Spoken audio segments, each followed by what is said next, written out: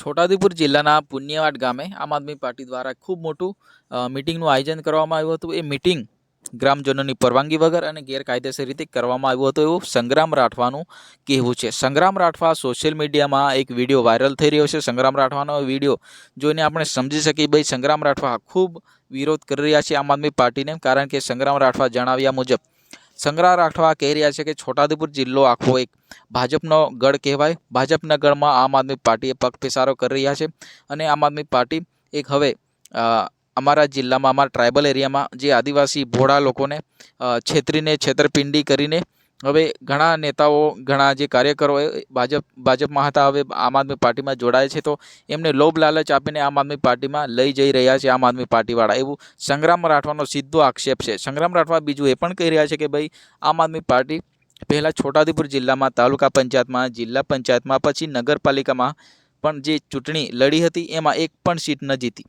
આમ આદમી પાર્ટી એક ખોટી રીતના આદિવાસી વિસ્તારમાં આવી છે, એનો કોઈ પ્રકારનો કામ વ્યવસ્થિત કરતા નથી અને ચૂંટણીમાં પણ એ જીતતા નથી। ખાલી ખોટા વિસ્તારમાં આવીને એ આમ આદમી પાર્ટીવાળા લોકોને લોભ લાલચ આપી રહ્યા છે। હવે સંગ્રામ રાઠવા પણ પહેલાં કોંગ્રેસમાં હતા, હવે ભારતીય જનતા પાર્ટીમાં જોડાયા છે। એમના પિતા એ નારાયણ રાઠવા એ પણ જે કોંગ્રેસના દિગ્ગજ નેતા હતા પહેલાં, એને રેલવે મંત્રી પણ રહી ચૂક્યા છે। તો હવે એ બંને જે પિતા પુત્ર બંને ભારતીય જનતા પાર્ટીમાં જોડાયા છે। અત્યારે તો કોઈ હોદ્દા પર નથી, પરંતુ ભારતીય જનતા પાર્ટીમાં એક નેતા તરીકે હવે એ નેતૃત્વ કરી રહ્યા છે। ત્યારે હવે એ પણ આમ આદમી પાર્ટીનો વિરોધ કરી રહ્યા છે। હવે એ પહેલાં કોંગ્રેસના નેતા હતા અને હવે ભારતીય જનતા પાર્ટીમાં જોડાયા છે। અત્યારે ફિલહાલ કોઈ પણ જે હોદ્દા પર નથી, પરંતુ આમ આદમી પાર્ટી એ છોટાઉદેપુર જિલ્લામાં એક હવે એમનું મજબૂત નેતૃત્વ બનાવવા જઈ રહ્યું છે। આમ આદમી પાર્ટી હવે એ જિલ્લામાં પણ આમ આદમી પાર્ટીનો એક દબદબો બનાવવા જઈ રહ્યું છે, ત્યારે આ નેતાઓ આમ આદમી પાર્ટીનો ખૂબ વિરોધ કરી રહ્યા છે।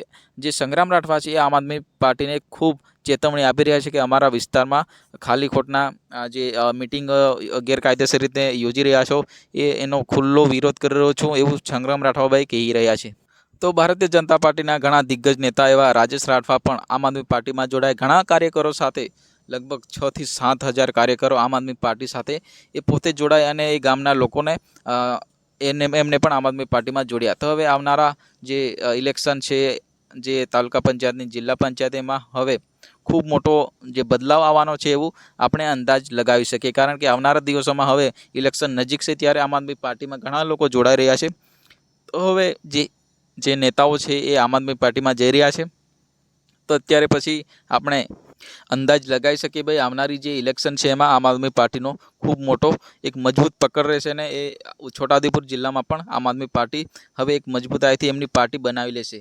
તો આપણે તો કોઈ પક્ષ પાર્ટીનો વિરોધ કરતા નથી, કોઈનો જે પ્રચાર પ્રસાર પણ કરતા નથી, આપણે તો ખાલી લોકો સુધી વિડીયો પહોંચે એના માટે સોશિયલ મીડિયા પર આપણે એક વિડીયો બનાવી રહ્યા છીએ અને આપણું યુટ્યુબ ચેનલ પણ એ જ કામ કરી રહ્યું છે કે ભાઈ જે લોકો જાણે, લોકોની જાગૃતતા આવે, એના માટે આપણે વિડીયો લાવી રહ્યા છે। તો મિત્રો, વિડીયો તમને પસંદ આવે તો વિડીયોને લાઇક કરીને ચેનલને સબસ્ક્રાઈબ કરી નાખો, કારણ કે આપણે ગુજરાતના તમામ વિડીયો આપણા ચેનલ પર આવી જતા હોય છે।